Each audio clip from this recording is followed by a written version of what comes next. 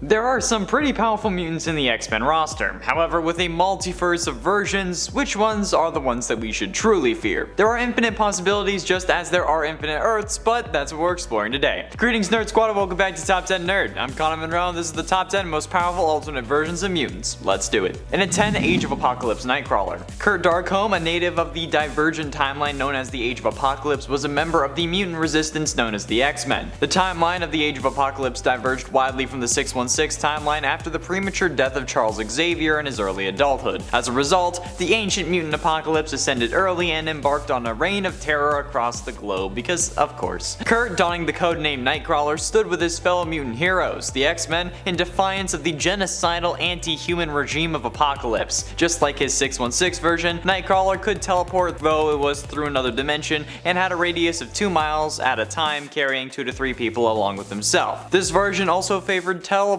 sections of people away, in essence amputating them instantly, which is brutal. Not to mention the 2 freaking swords that he carries around because he can. Teleporting their heads somewhere else wasn't enough. This version wanted to be able to hack his opponent's limb from limb. In at 9, X-Men 2099. X-Men 2099 is a comic book series published by Marvel from 1993 to 1996 that chronicled the adventures of an X-Men team in the year 2099. It extends the vast Marvel 2099, universe, which features future versions of other popular Marvel characters such as Spider-Man and Hulk, and this team featured an ever-changing roster. However, the main core group of characters featured people like Desert Ghost, Skullfire, Bloodhawk, Mainstreak, Metalhead, Cerebro, Crystalline, Junkpile, La Lunatica, Serpentina, and Sham. The group is certainly more powerful given that they're in the 2099 universe, which saw future versions of heroes and villains gain all kinds of powerful upgrades, so needless to say, this group is going to be something to behold, with members like Metalhead being able to take on the properties of any metal that they touch, which also would be applied to adamantium or vibranium, or Junkpile, who can telekinetically draw metallic objects to himself and then use them to rebuild his body or add to his physical mass, making him basically resistant to harm. So yeah, certainly an interesting X-Men version. And in 8, Ultimate Cyclops. On Earth 1610, Scott's parents died in a plane crash when he was young, and he and his older brother Alex were separated, with Scott ending up in foster care. One day at school, he was beaten and humiliated by a bully for his inability to fight back and wet himself in front of his peers. Great. He returned home where his powers activated and accidentally killed his foster parents, Noah and Janelle.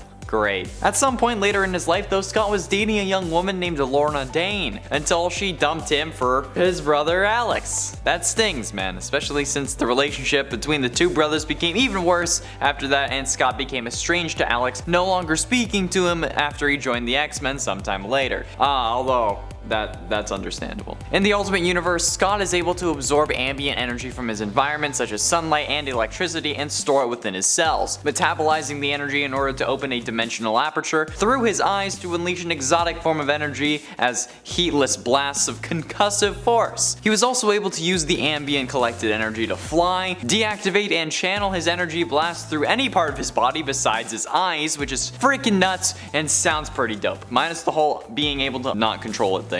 And at 7, Ultimate Wolverine. Wolverine suffered from amnesia. As a result, what little was known about his early life was both suspect and unverifiable. It is believed that at one point Wolverine had a wife and child, but they were supposedly murdered by Sabretooth. As both Wolverine and Sabretooth's memories had been tampered with in the past, this claim was highly suspect. However, Wolverine did own a wedding ring that served as his only link to the past, so maybe there's something there. This version of Wolverine also has a healing factor, disease resistance, which is useful nowadays, toxin resistance, damn I wish I had that now because, toxicity, extended longevity, superhuman senses, superhuman strength, superhuman stamina, which must be why the ladies love him, superhuman agility, superhuman reflexes, and the classic adamantium-laced skeletal structure and retractable claws. Wolverine is also an experienced hand-to-hand combatant and is an expert assassin and can at least lift 800 pounds. Like bro, can you even lift bro? Spider-Man can lift twice that. That's not even with the symbiote suit, which I guess technically doesn't count because it's a separate thing, but still, come on Wolverine, step up your game.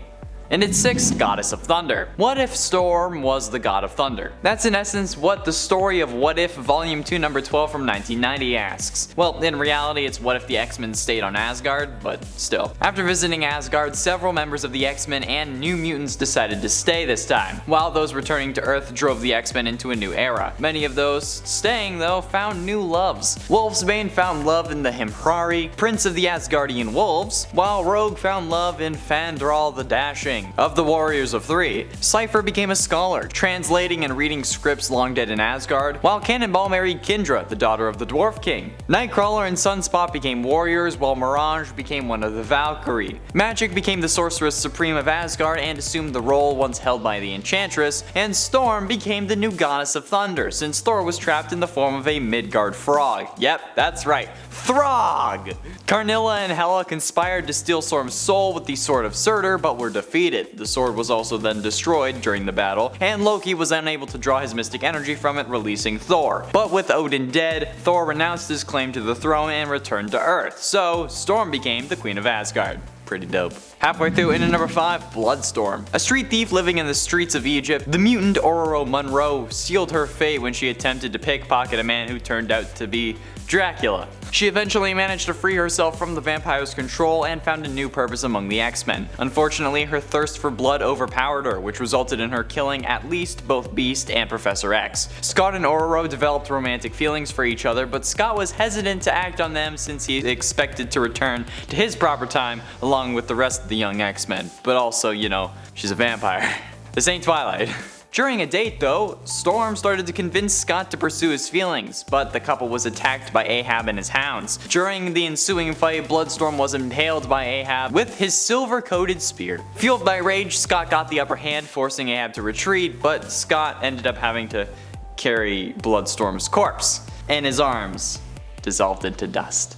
Yeah. In addition to the powers of Storm from Earth 616, Bloodstorm can also shapeshift into a mist or a flock of bats, and can hypnotize people into doing her bidding with only a gaze, cause, you know, female vampires. She also feeds on a consenting Scott in an attempt to satiate her hunger and prevent her from going dark again. Only feed on those who consent. And at 4, New Exiles Rogue. Rogue's powers can be difficult to explain. Actually, not really. Simply put, Rogue's powers allow her to absorb powers from other people, even people who aren't super. She absorbs like memories and stuff. But she isn't really able to control it. She has slight control over her powers, but not enough to make her scary OP.